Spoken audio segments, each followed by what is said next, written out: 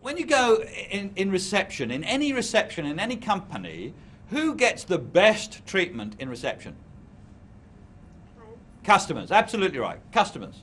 Last week in Johannesburg, when I asked this question, somebody said, well, the sandwich lady, of course, you know. Customers. And who probably gets the worst treatment in reception?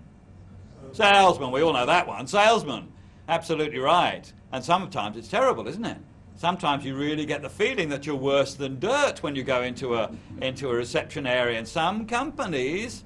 And you know, I'm past it now. I don't really mind nowadays, you know. But when I was a young salesman, that really used to bug me.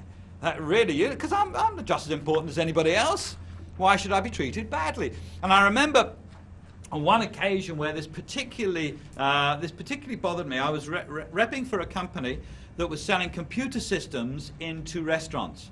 Now, this is well over 20 years ago, so these systems were very big systems, not like the PCs we have nowadays. Big systems, expensive systems. And they really would only be sold to the most expensive restaurants.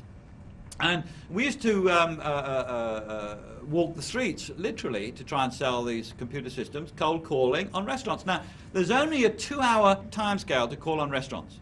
I don't know if any of you have ever called on a restaurant, but you've really only got between 10 o'clock in the morning and 12 o'clock. Because come 12 o'clock, the customers come in, so the restaurant managers don't want to see you. In the afternoon, restaurant managers tend to go to sleep, because in the evening they're going to work till 10 o'clock at night. So you've pretty much, if you want their full attention, you've got between 10 o'clock and 12 o'clock. Now, restaurant managers, I don't know if you've noticed, restaurant managers walk around with their hands behind their back. Have you noticed that? They're trained to do this. Now, the reason why, if you've ever wondered why they do this, it's because behind their back they've got some things that they're hiding from you. What they're hiding from you is 2 masks. You know, the theatre masks on sticks. They've got the one theatre mask for customers, which is the one with the smiley face, you know, and that comes out for the customers. But then when the salesman comes in, and you can tell a salesman at 100 paces, you know, as he's walking into a restaurant, you know what a salesman looks like. When the salesman comes in, out comes the sad face mask. And this really used to get up my nose, I must tell you. Now I'd been working for this company for about, I don't know, two months, nearly coming up 2.5 months. And I hadn't sold one system to anybody, not even a nibble. And come 2 months, when you haven't done any selling, you know, I was thinking, hey, maybe I'm in the wrong business here. And I was getting tired of walking the streets calling on restaurants.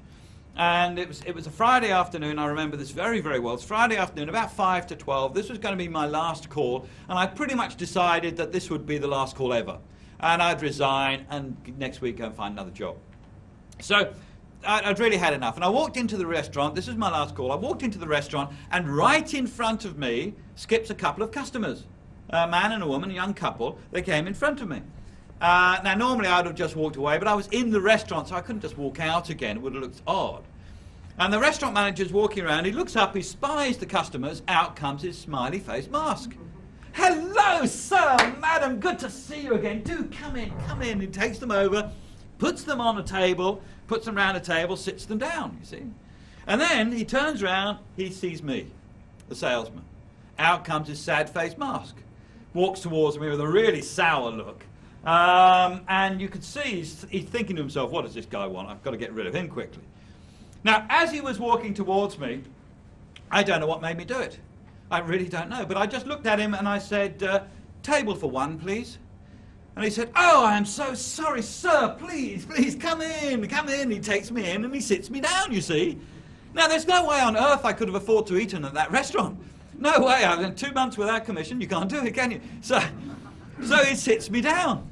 And so I don't know why I did that. I just was so sick and tired of that sad face mask. Anyway, he sits me down, and I order something small, you know, a toasted sandwich or something, and a bottle of wine. I thought, well, I might as well go out with a bang, you know. So I order a bottle of wine, and he serves me, and then he's kind of floating around, and we're chatting. You know, little bits of conversation. You know the way, a little bit, then he goes off, then he comes back, a little bit more conversation. And it's a very quiet morning in the restaurant. And he asked me how the wine is. So I said, it's very nice. He said, you know, I'm just asking because it's new on the wine list, and I wasn't quite sure how it was going to come out.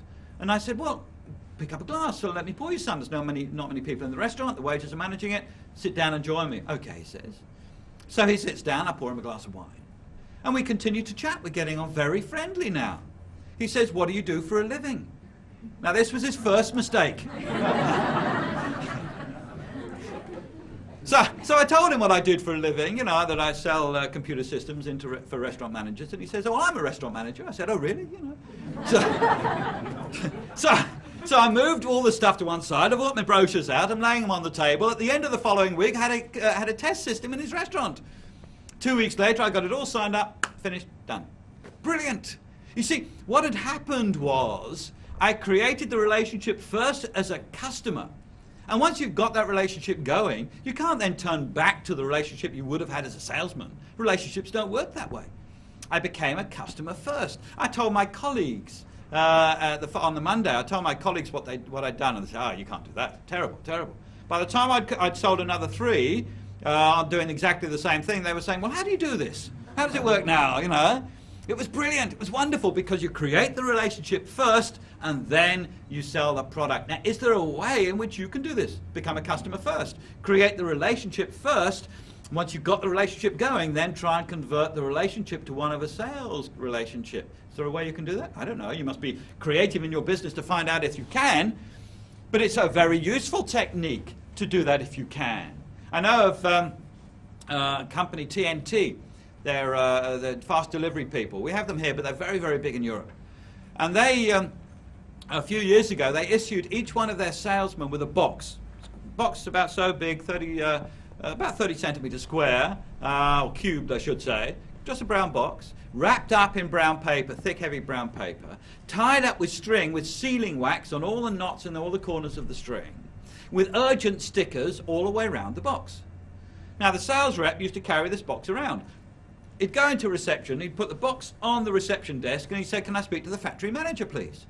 And the receptionist said, certainly, straight down here on your right, you can't miss him, he's over there. All the other reps are still sitting in reception, you know, but he's away because he's got a box marked urgent. Brilliant. Now, he never said the box was for the factory manager.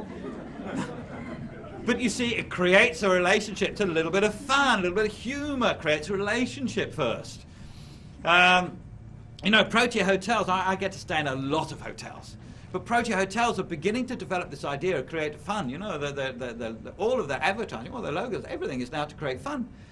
And you get this idea that you can create a bit of fun. When you do conferences, I don't know if any of you have been to conferences at Protea Hotels, but their conference pads, the last 5 or 6 pages of their conference pad are jokes, things you can do, pieces of folding up origami things. You can make a frog that will bounce on the table. These are great things for conferences.